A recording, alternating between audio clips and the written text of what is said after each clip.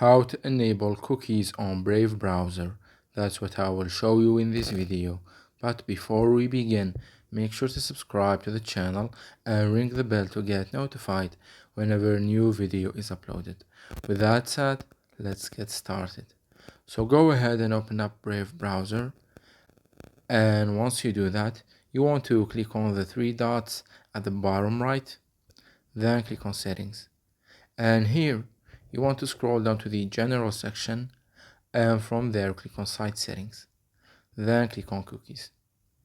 As you can see, the cookies are blocked and turned off, and you have three options that you can choose from in order for you to activate and enable the cookies. So go ahead and choose whatever option suits you the best depending on your needs. And once you do that, the cookies will be activated on the Brave browser.